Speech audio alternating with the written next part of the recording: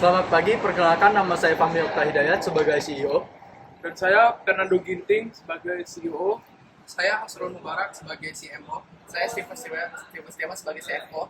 Hari ini kami akan mempresentasikan mind map, user persona, dan PVC.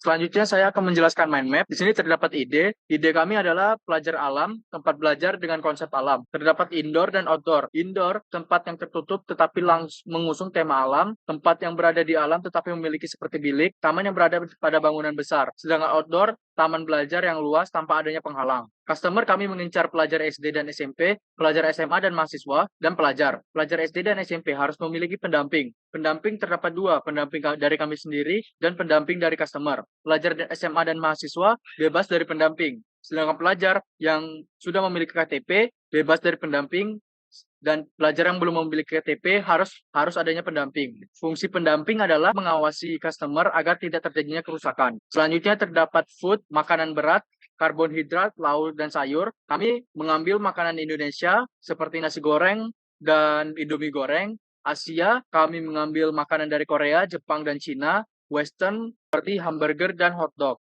Selanjutnya ada snack, terdapat coklat seperti Silver Queen, Dairy Milk, dan Toblerone, jajanan seperti ciki-ciki, es krim, ada es krim cup dan es krim stick. Cemilan ada homemade, telur gulung, dan gorengan. Ada cemilan cepat saji seperti nugget dan juga kentang. Selanjutnya ada drink, minuman kafe seperti teh dan kopi, minuman soda, Coca-Cola, Sprite, dan juga Fanta, air putih seperti Aqua, homemade, susu, dan jahe. Selanjutnya itu lokasi kita akan membuat tempat di Bogor, lalu ada komunitas terdiri dari komunitas pelajar dan komunitas perkembangan. Di komunitas pelajar ada dua metode, yaitu offline dan online. Dan anggotanya terdiri dari para pelajar dan karyawan pelajar alam. Lalu komunitas perkembangan menerima kritik, saran, dan solusi dari customer, karyawan, dan pro ekonomi. Lalu ada fasilitas yang kami sediakan seperti toilet, pria, dan wanita. Kami berusaha membuat eco-friendly dan kita menempatkan wastafel yang mudah dijangkau. Kita juga menyediakan sabun, cermin, dan tisu. Lalu ada musola sebagai tempat ibadah. Kita menyediakan juga tempat wudhu untuk wajah dan pria. Dan ada meja dan kursi, alat makan seperti piring, sendok, garpu, dan gelas. Kami juga menyediakan alat tulis seperti pena biasa, sudah warna, pensil, penghapus, papan tulis, dan lainnya. Untuk penerangannya kita akan menggunakan lampu taman. Dan yang terakhir, kita menyediakan tempat sampah agar di tempat tersebut tetap bersih dan aman.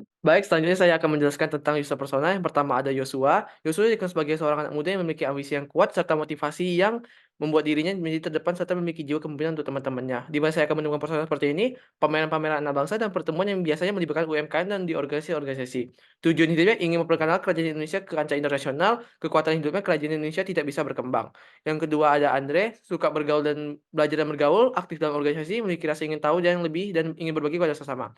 Di mana saya akan menemukan personal seperti ini, organisasi di kampus, tempat-tempat nongkrong, dan perpustakaan. Tujuan hidup ingin membuat Indonesia dapat berkembang dan bersaing di dalam bidang programmer di kancah internasional. Kekuatan dalam hidup masyarakat Indonesia tidak peduli tentang perkembangan dan teknologi. Yang ketiga ada Budi, seorang yang suka belajar tapi tidak tahu bagaimana caranya dan tidak memiliki teman untuk belajar, dan Budi di keseharian susah untuk berteman dan keseharian biasanya dihabiskan dengan bermain game atau belajar.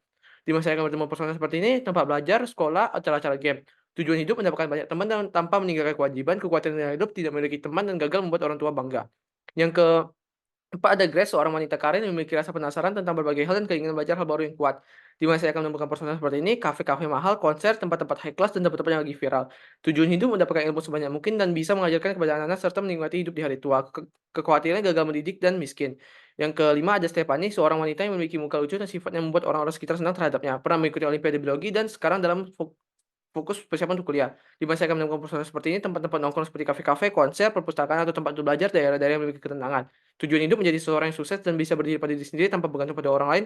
Kekuatan dalam ini membuat orang tua kecewa. Selanjutnya, saya akan menjelaskan value proposition Canvas. Ada dua bagian, yaitu customer segment dan value proposition. Yang pertama ada against, para customer berharap dapat tempat belajar yang nyaman, mendapatkan komunitas baru, dan harga yang terjangkau dan jelas. Dari melihat gains, kami mendapat gains yang creators dengan membuat komunitas yang positif, tempat belajar dengan fasilitas yang lengkap, nyaman, dan mengurangi gangguan dari luar, dan harga yang jelas. Selanjutnya yang kedua ada pains. Ada beberapa hal yang tidak diinginkan dari customer. Yang pertama, banyak gangguan dari luar, tempat yang terlalu jauh, dan harga yang terlalu mahal. Dari pains kami mendapatkan pains relievers. Yang pertama, kami membuat tempat yang dekat dengan pemukiman dan dekat daerah pelajar.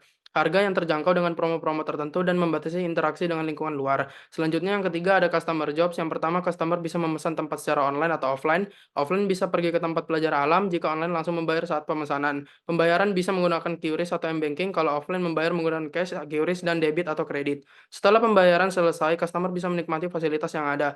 Lalu ada product and service yang kami tawarkan, tempat belajar dengan nuansa alam yang bisa dipesan secara online ataupun offline dan memiliki komunitas bagi customer pelajar alam. Lalu kami juga memiliki kantin untuk beristirahat dan memesan makanan dan minuman.